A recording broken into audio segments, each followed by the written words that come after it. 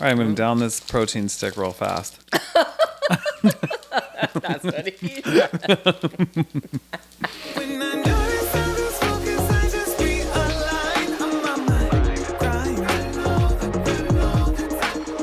What's up, you guys? Welcome to another episode of Everything's Perfect Except The way we talk to ourselves. the way we talk to ourselves. It's the self-love issue that we're talking about today. We're really tackling. It's a big one. It's interesting, too, because just even thinking about while I was driving here, thinking about the episode, there's some areas where it's not really an issue for me at all. It's like, okay, I love that about myself. But really being honest and taking a deep dive and seeing how I got there or areas that I still may struggle with it, I'm excited to talk about because it's definitely something that I think a lot of people struggle with. Same thing. There's a lot of things that I could say I really like about myself, and I don't feel conceited in acknowledging that. But also, especially the way I grew up, there's always certain things that I have been very conscious of, aware of, don't love. So what are some of those things? Let's get into it. Let's get into it. So I think in general, like, obviously appearance is sometimes things. I think intelligence is sometimes thing, comparing ourselves. For me, honestly, intelligence has always been a really hard one for me since I was little. Because Like just not wanting to seem stupid or something? Not feeling smart enough. Mm-hmm. My brother and sister are both really book smart, always have been. And I was sort of like the flighty dancer. Like, I didn't particularly enjoy school when I was younger. I don't like sitting still, but it's a big thing. People made it a point to let me know that I said dumb things when I was little. But like a little kid, right? So like you're talking fast and you're not thinking, you're just saying things. Yeah. And like they don't always make sense. Or sometimes you just say, like you're like, oh my God, the girl, like I love her, your blue dress. I mean, your green dress. Mm-hmm. But like, man, yeah, my siblings and cousins were ruthless. And don't get me wrong, I love them to death. But they were pretty ruthless about letting me know, you're so dumb. I can't believe you just said that. Mm-hmm. And so I really grew up feeling inadequate in my intelligence. That makes sense. I wonder if that is something that a lot of people with older siblings feel, because I'm sitting here thinking I'm the oldest in my family, and I'm like, I wonder if I ever was just that bitch telling my little brothers how stupid they were.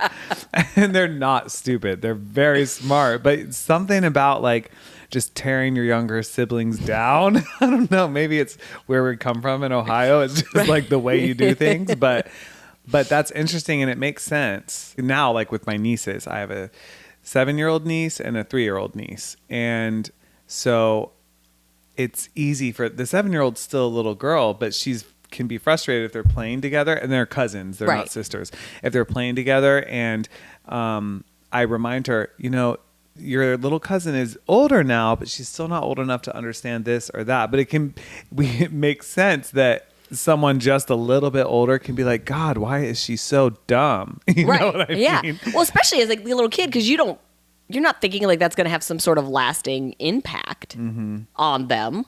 Yeah. But we all have different personalities and how we internalize things from like one little comment. Like you don't even realize, like one person could say one thing to you and it just sticks when you're younger. Yeah. And we carry that as an identity. I felt the same. When I was young, I'm turning 40 this year, so it seems like a long time ago.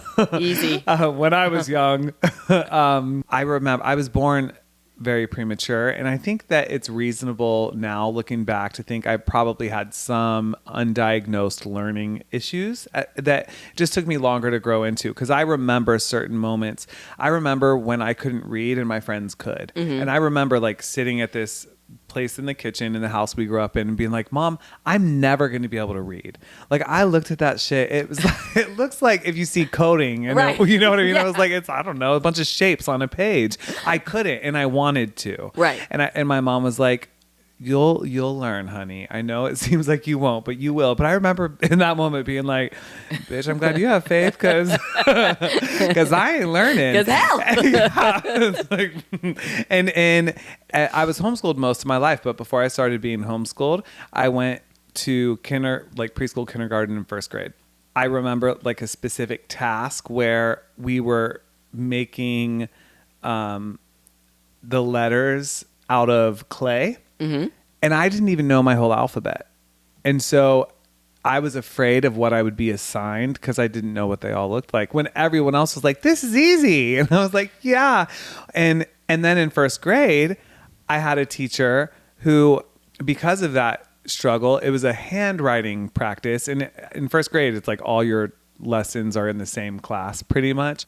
So they had these like 5 sentences that were like 4-word sentences written on the board, and we had to write them down for handwriting practice.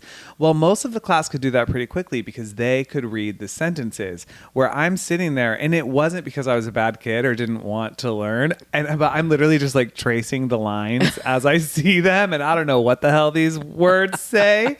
And my teacher one time took one of those old wind up like white timers, this bitch, and said, okay, class, let's see how long it takes Donald to do his sentences today, and sat it on my desk. And I was already like trying to be good. She didn't let me go to the bathroom on bathroom breaks because my sentences weren't done. I'm like, girl, me peeing myself isn't going to help me learn how to read. See, these are the things though, like teachers were ruthless when we were kids. They were. Like, it's like illegal now no, stuff. For real. Mm-hmm. Like, my kindergarten teacher, my kindergarten teacher had a nickname. Mean Green Granny Machine. She was like 1,000 years old. Mm-hmm. And she was just vicious. Yeah.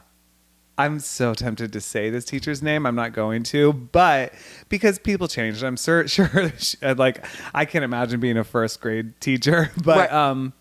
But her name was okay, I'll say a fake name that gives the same thing. Like if someone's name is Mrs. Gross. Right. Like her last name was not good. Yeah. I was like, this makes sense. And one time, me and one other girl didn't finish our sentences and the whole class went to the bathroom. And I was so focused, like I was laser focused on my page and that board. When they came back, they were like, ooh, there was a puddle of pee on the floor between me and this girl. Oh no. And I looked. And I was like, oh my God, like, how? And the little girl who obviously did it was like, it was him, and pointed at me. And the whole She threw you under the bus. Yeah. And I'm thinking, I'm the shyest person in here. You think I'm going to go stand up in the middle of this room? I would at least go back where we hang our coats. He had a plan. Like, I'm not going to go, yeah. And I'm like, and we had uniforms and the girls had to wear skirts. I'm like, you obviously did that.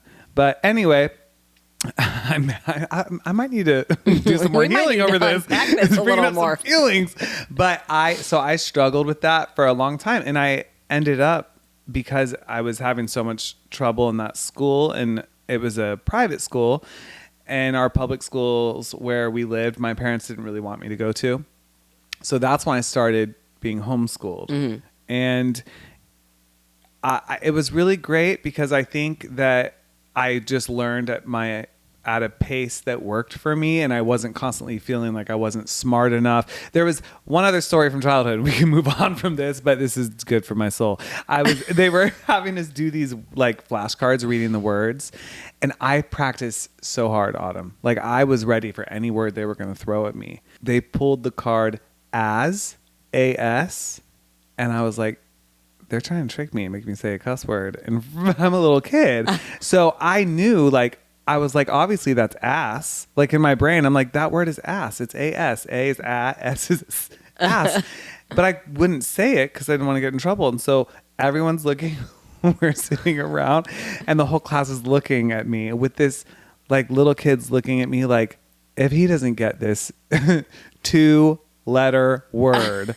And I was just going, ah, ah, ah. And my teacher was like, say it. Say it. And it's just like, it's as. And I was like, oh my God, I forgot that. Why isn't it a Z? Why isn't it a Z? Stupid English language. Yes. Okay, but see, these are the things that we probably carry with us because, and I think same thing, I probably had some sort of little bit of learning disability because Dom has ones and he's been diagnosed because as a parent, we took him when we realized he was struggling. Yeah. My dad just yelled at me until, but mine was times tables. Also, I can't spell to save my life, so reading scared the shit out of me in class, like when you had to read out loud because you sat in rows, and it was like, oh, each one's going to get the sentence, and I would try to like look ahead, or we had to spell words, but it would be like your row is going to spell the word, like I remember soup. I remember this to this day. My row got the word soup, and I couldn't remember if there was an E on the end or not, and I was the last person, so I had to say whether that was the end of the spelling or if I had to put an E on the end. I don't remember which one I did. I literally was in which one it is. I was just going to say, and I don't to this day. Is there an E? I don't think there is. I'm like, I'm pretty sure soup is SOOP. I'm just kidding. We're winning at life, guys. Thriving. So, yeah, I'm feeling worse about myself. No more words. No spelling contests here. But my times tables with the other thing. Like, I still can't spell to this day. Yeah. But you can get away with it now on abbreviating and autocorrect and all that. But, okay, one quick story for me, and then we really should move on to other things that we talk bad about ourselves. Yeah. Couldn't remember my times tables to save my life. And we would always have these flashcard wars. Like, so there would be 2 rows, and the teacher would stand up and she'd pull up a flashcard. And if you got it, you got to go back to the line. And if you missed it, you had to sit down. Whoever's the last one standing wins. Okay. I studied the shit out of these flashcards. And I really did know them. But, you get nervous. Step up there, and we're going. And y'all, I realized when I got to the front and my card came up that the answer was in the top right corner, like, of the flashcard. So I won. Because you could see the answer. I could see the answer. Nobody else picked up on it. So first of all, I am street smart like a mofo. That's what matters. And that's what matters. And I will tell you that to this day. So like, I know I cheated, but I did study those. I did know them. It took me a little bit longer to spit them out, but I'm the one that found that the cheat was in the right corner. So exactly. Work smarter, not harder. I'm saying. Why fill your space with why fill your mind or brain space with how to spell these days? These days, everything they told us we were going to need to know in school, I don't need to know. I haven't used algebra once in my life. I was thinking about this, and this might be another episode. I was like, I wonder if we teach children and teens of what we needed to know in the past. Right.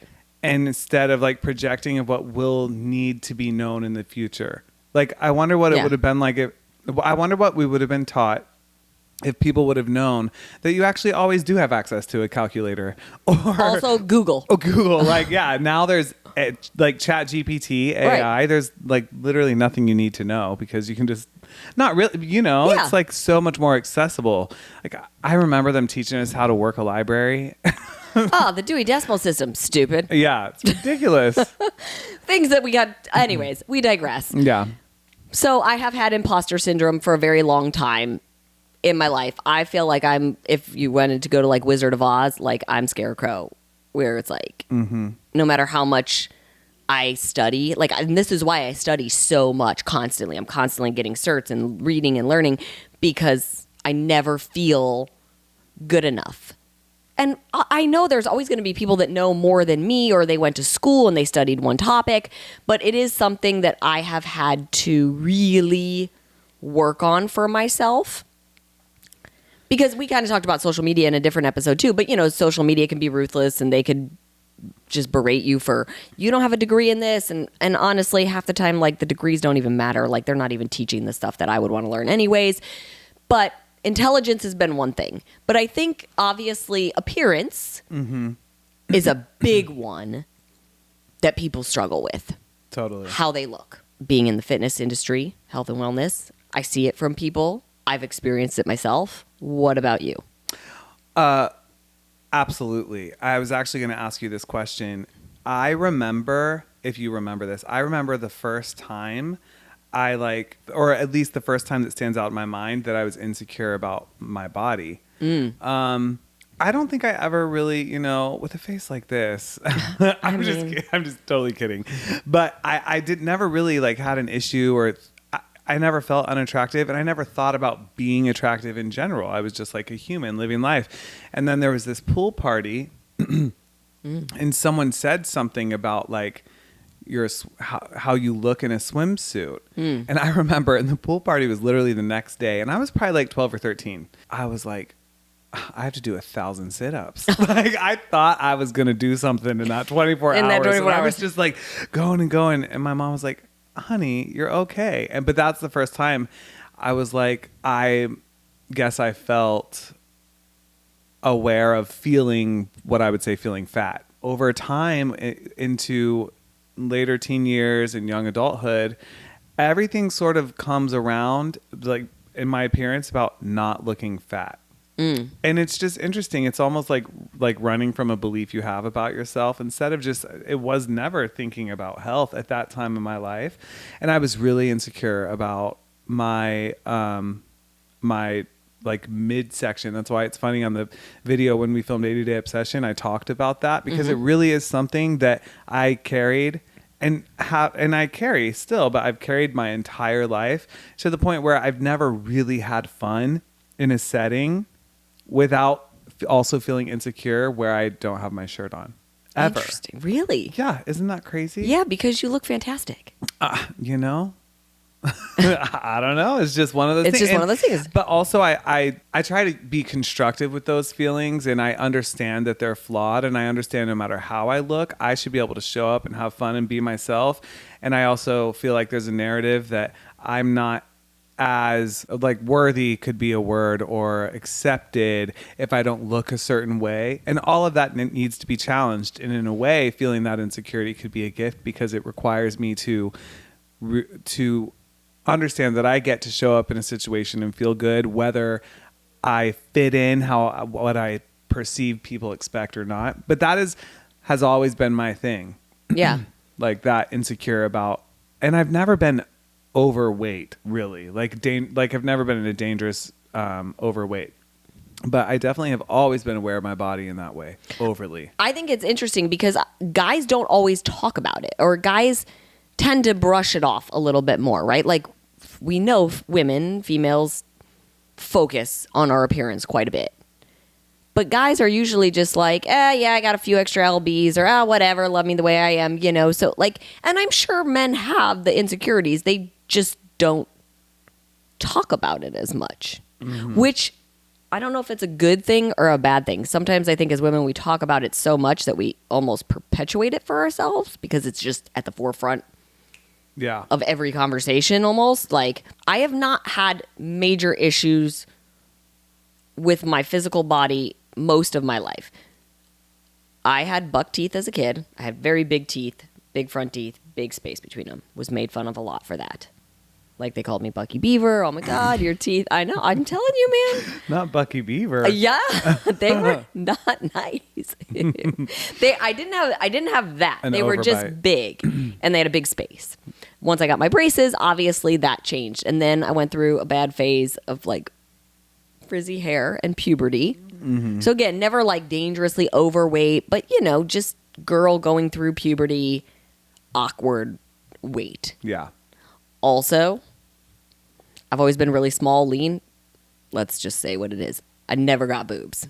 And when I say I never got boobs, I never got boobs until the day I bought them. I'm like, well, you got them, girl. I got them now because I paid for them. You said, I'm going to go get me some. But I will tell you, I did not go get my breast augmentation until I was in my 20s, even though I had wanted it from my early teens. I knew, I was like, God, I'm just not going to have boobs. I could tell. Like, I did want to make sure that I wasn't doing it for the wrong reasons.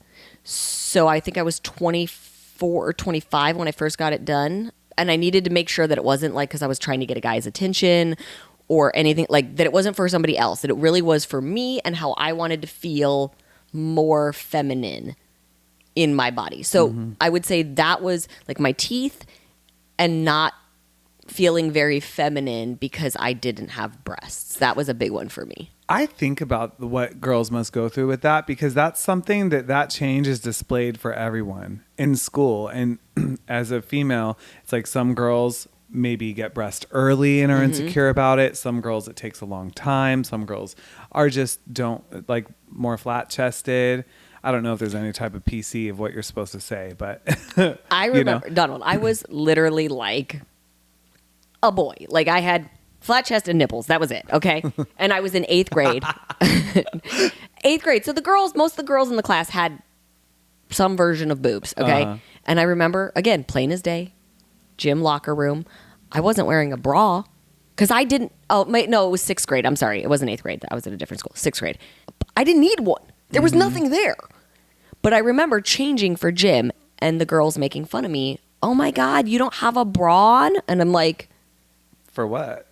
And then I remember that night I went into my sister's drawer and I took one of her bras, which were basically like training bras because she didn't get anything either. Yeah. But it was like, oh my God, I was never going to go to school without a bra again, even though I didn't need one. I mean, and nowadays it's like accepted to not, right? Especially if you have small boobies, you don't wear a bra, like whatever, who cares? Yeah.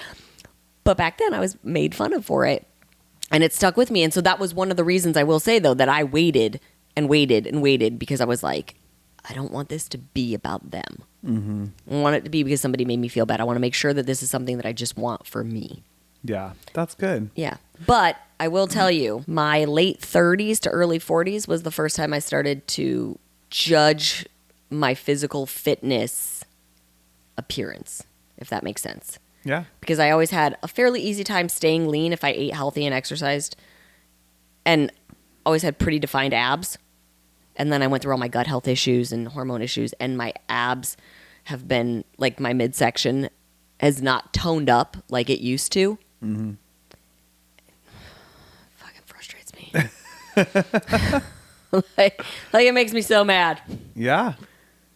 And I do judge it. I'm not gonna lie. I judge it. What are your thoughts, whether out loud or what do you? I think it's more how it makes me feel. Like if I wake up and I feel lean and I feel tight, I am like ready to go. Nothing's stopping me. But if I wake up and I don't feel super lean or tight, then it's, oh God, what am I going to wear today? Because I feel fat. And yes, I'm allowed to say that. I'm allowed to have these feelings too. I understand that I'm small and I'm lean and that other people are dealing with other issues, but I'm allowed to have that judgment too. Totally. So I feel like sometimes I feel fat, or I don't know what I want to wear, or, you know, am I going to get judged for being the fitness expert and not being like as hard bodied as I used to be? Okay, let me be super clean and dialed in, even though I am always clean and dialed in. Like, I really don't eat. I mean, don't judge me on that queso fundido I told you about, but like a once in a decade indulgence. Girls got to do what a girl's got to do. Sometimes girls got to eat some queso fundido, but it's very rare. So yeah, it's sort of that. And then it just puts me in a mood. It's more a mood. Like, I don't necessarily like have the dialogue like, oh my God, you're disgusting, you're fat pig. It's not that. I don't have that dialogue. It's more I'm just in a mood. Yeah. When I don't feel right. I think it's important for people to know, because it's easy with comparison when it comes to how on one side, like, you look at how great someone's doing in whatever area, or someone who has something that you don't. Like, for me, if I look at these men, I'm just kidding. These men's online. I'm just kidding. And I can see how amazing they look, and so I have judgment towards myself. So I try not to compare, but I also think it's important for people to realize, because people can look at me and feel that way and think, why would I ever have an insecurity? And someone could say that to you, and that's really not fair. We all get to have struggles with and loving ourselves. That's the whole point. The reason we're talking about this now is a journey that we each need to take, that takes time, and it's our process. And I think that there's a little bit of a fear of talking about it because people are like, well, you shouldn't feel that way. Right. It's like, okay, well, I agree, but I do. But I do. And I'm being honest. So anyways, sorry. Yeah. You know, when you were talking about your boobs, it reminded me of a funny story. before I came out, I had a girlfriend and I loved her. I still to this day think about like she's happy and married and they have a family and I'm very happy for them.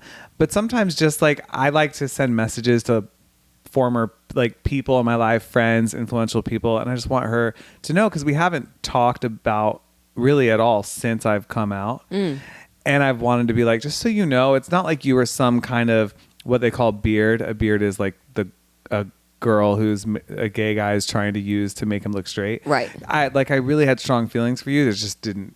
They were just misplaced.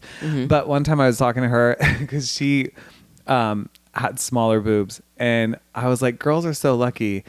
And because like if you get pulled over for a ticket, you can just like flash the cop your boobs and they'll let you off. And she was like, if I did that, he'd be like, young man, put your shirt back down.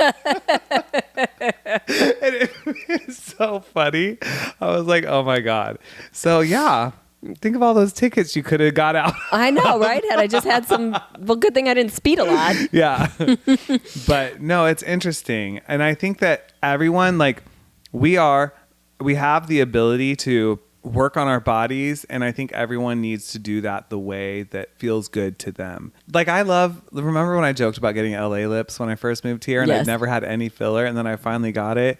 And girl, I was like I wanted to be like, just put me on a regular monthly appointment because I always want more. And I still I don't have any filler right now, but I'm definitely going to get some. Okay. I like big juicy lips. Yes. And so I think that there's one thing about I'm not doing that because of a lack of self-love for myself, Right. or I don't love my body, but it's just also taking liberties of, I don't know. I think here's the thing that I would think. If it's something that makes you happy because it's what you like. Your hair is blonde right now. Clearly you're not a blonde. Yeah.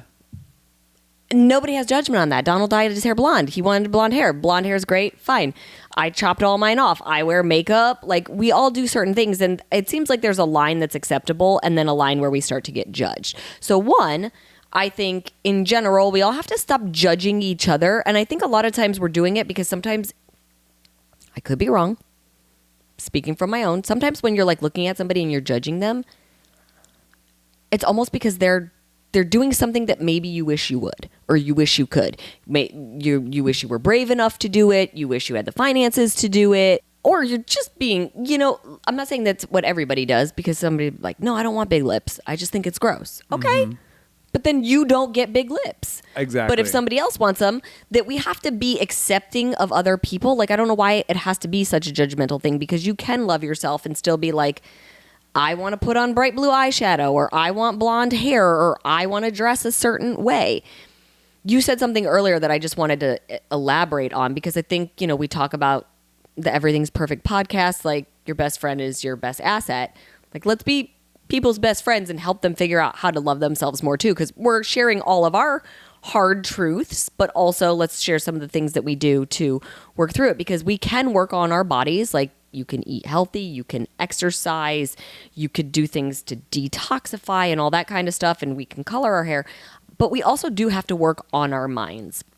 Totally. And for me, that was a big one in general, that like 3 years ago, I really started to make an effort.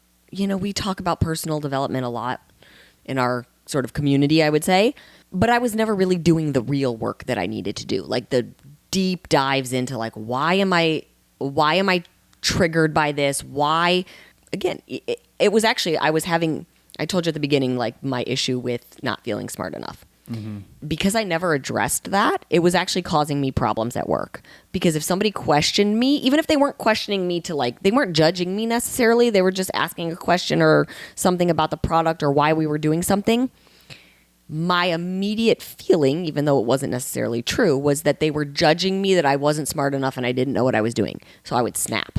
Yeah. And that was starting to really become a problem. It just felt like I was always unhappy. Mm-hmm. Like, even though everything was great in life, I felt like everything was unhappy.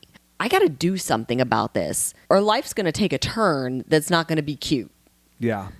And for me, I'm just saying, this is what, for me, I did a Tony Robbins seminar read his books, listened to his audiobooks. He's been a huge help for me in adjusting my mindset and being able to look at things from different perspectives, not just mine, but like why somebody would have said something or what are they dealing with? Because, you know, sometimes somebody says something mean or not, whatever. And it's like, maybe they were having a bad day or they were having a moment of not loving themselves and they took it out on me. Mm-hmm. And so when I can stop and acknowledge things from that point, I can release it more. Yeah. And I think that's a big one. Like, we have to figure it out. I'm not saying you have to go do Tony Robbins, but I do think you got to dive in deeper to what the issue is behind it and then take some actual radical steps to go, what do I need to do to love this part of me more? Absolutely. I think it's so important. It's funny you mentioned that because I just started doing the 21 Day Fix Super Block, and your personal development talks, like your mindset based talks in this, just in the first couple days, you can really see how much, and I think that was about 3 years ago.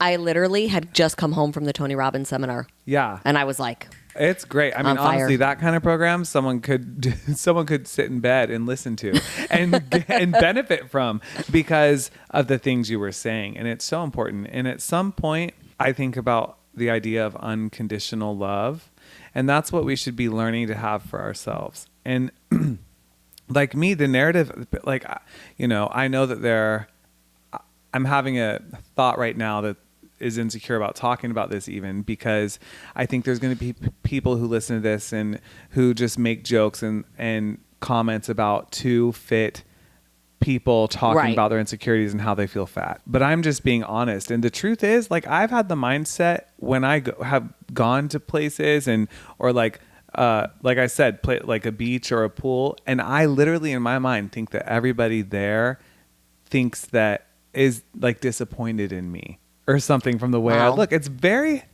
heavy and intense. Mm-hmm. And that's what I was saying too, to your point.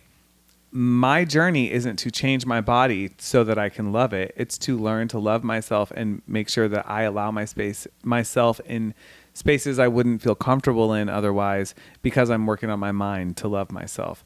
I'm not in a dangerous place with my body. I'm not in an unhealthy area where it's like, okay, Donald, you're physically, you need to make some changes for your health. I really need to focus on the mind. And that's really important to loving and accepting yourself. It's surprising to me to hear you say that, but I also understand it. Yeah. Yeah. I hope you never feel that when I'm around, because I have nothing but I know you don't. Love and pride in you and your journey. Thank you.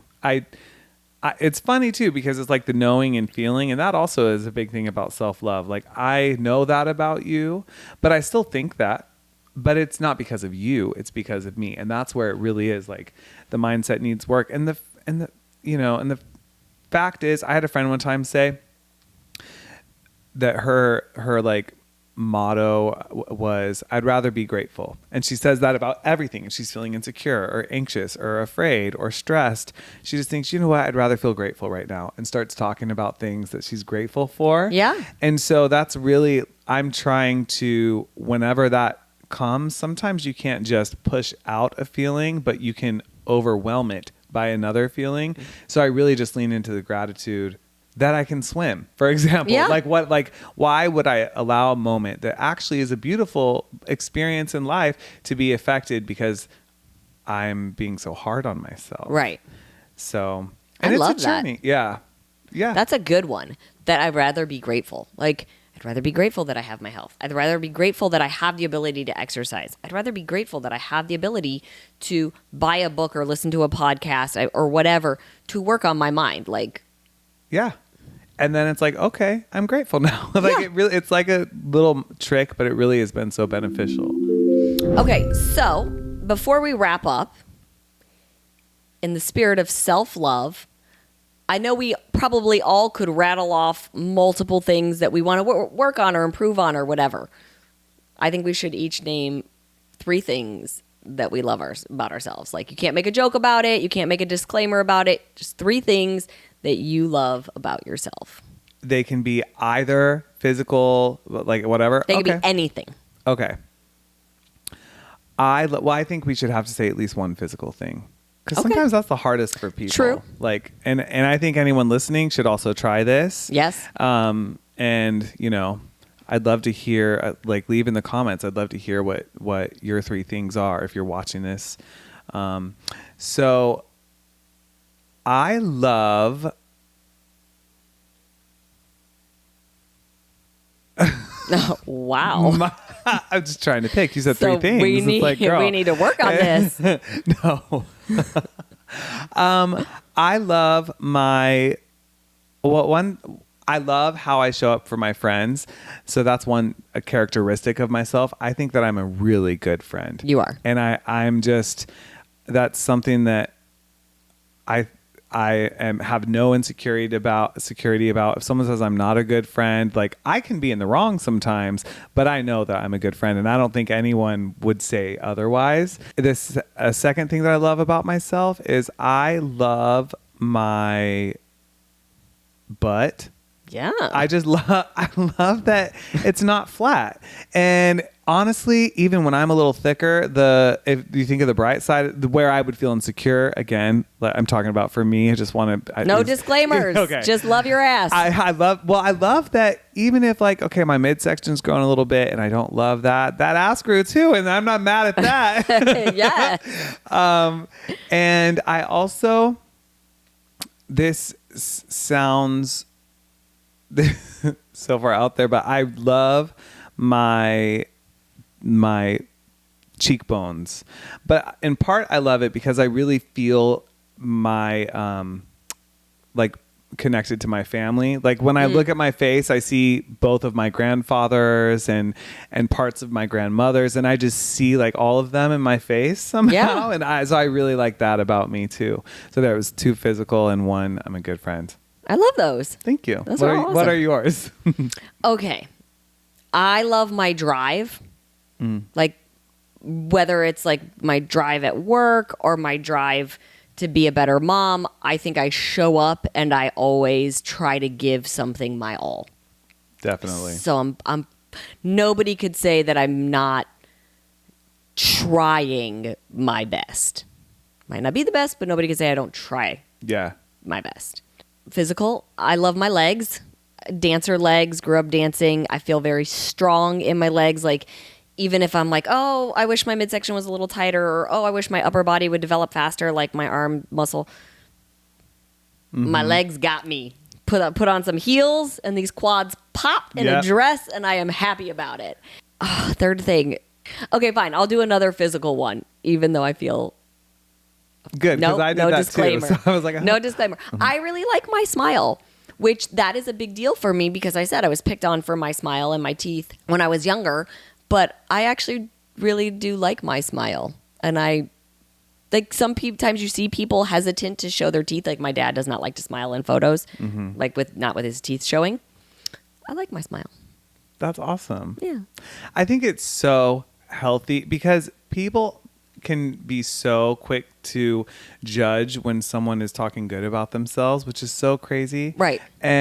But it's so normal to hear people talk bad about themselves. Like, oh, I hate this, I hate that. And it's like the Mean Girls movie when they're like all standing in the mirror.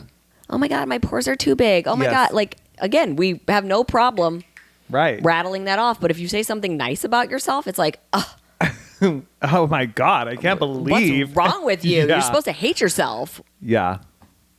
Yeah. Okay. Well, if anything in this episode spoke to you, share it with us. We want to know, what do you love about yourself? Let's spread the love. All right, you guys, that's it for this episode of Everything's Perfect. If anything spoke to you in this episode, we would love to hear about it. We would love to know, what do you love about yourself? We're going to spread that love more and more. And if there's something you're struggling with and you need your besties, that's me and Dee, to weigh in. You always can email us at everythingsperfectpodcast@gmail.com. That's right. Make sure you hit that like and subscribe button. Make sure you share this podcast with friends, and check back every week for new episodes of Everything's Perfect. See you next time.